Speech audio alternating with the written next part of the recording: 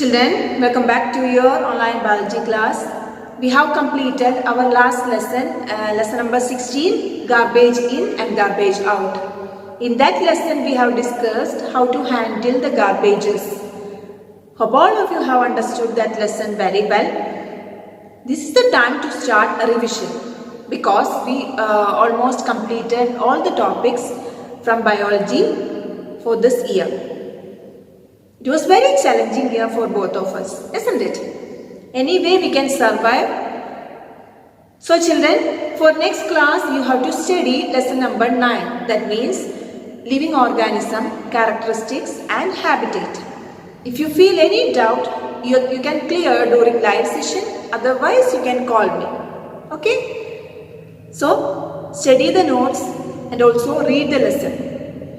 Today we are going to discuss the text exercises of lesson number 16. Are you ready? Then let's start.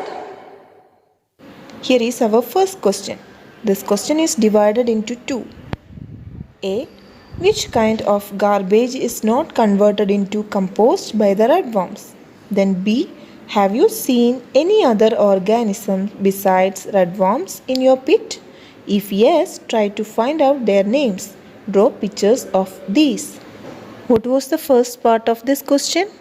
Yes, which kind of garbage is not converted into compost by the redworms? The answer is non-biodegradable waste like pieces of synthetic cloth, polythene bags, broken glass, aluminium wrappers, nails and broken toys cannot be converted into compost by the redworms. Then the second part, have you seen any other organisms beside redworms in your pit?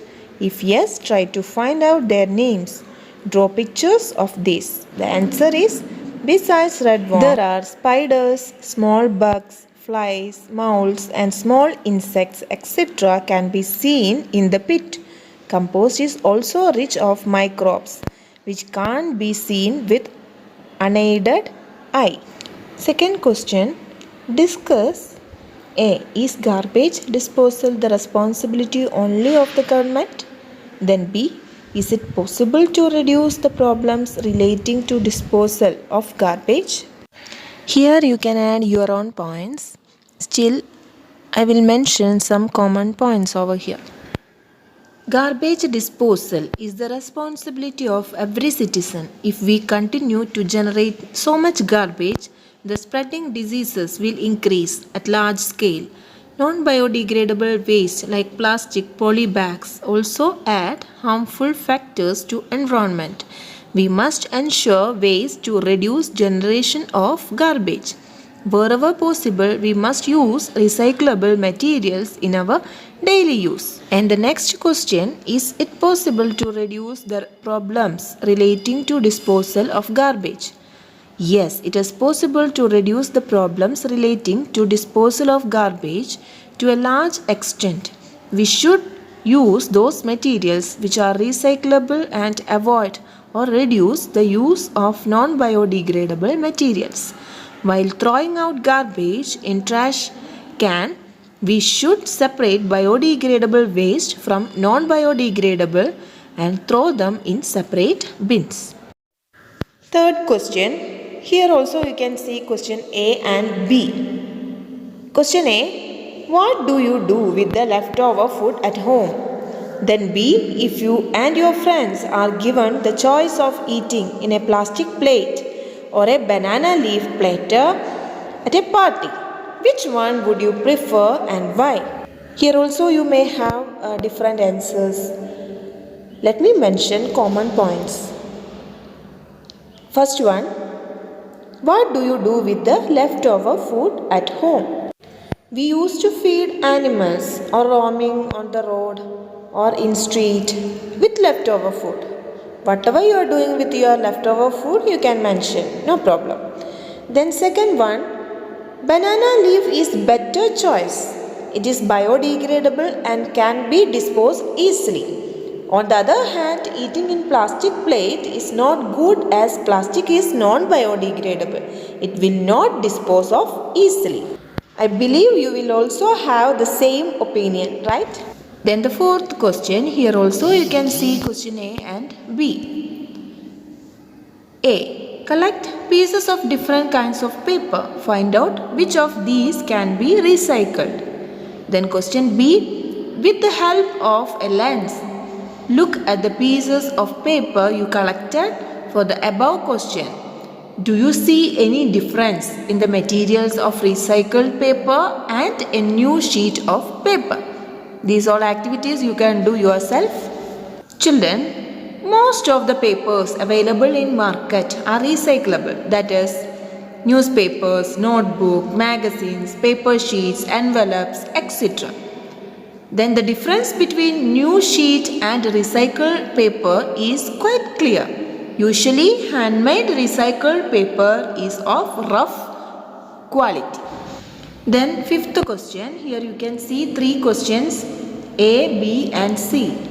A. Collect different kinds of packaging material.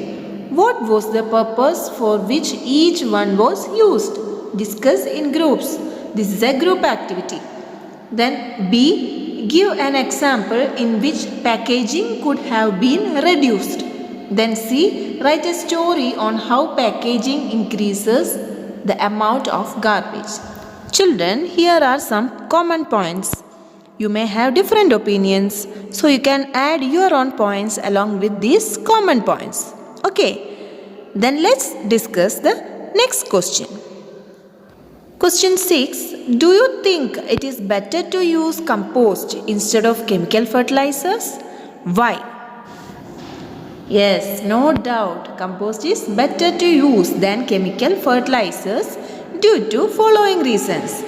Compost is much easier to prepare. Compost is environment friendly, whereas fertilizers can harm our health and the environment. Compost does not pollute our environment. Compost decomposes biodegradable waste into natural soil. It conserves our environment. Children, what is the difference between biodegradable and non-biodegradable waste materials? Biodegradable waste materials are the waste materials which can be decomposed easily by bacteria or other natural organisms. For example, food waste, vegetable waste, fruit waste, etc. These all waste materials can easily be decomposed by bacteria or other natural organisms. Then what about non-biodegradable waste materials? The waste materials which cannot be easily decomposed by bacteria or other natural organisms. Examples: plastic, metals, etc.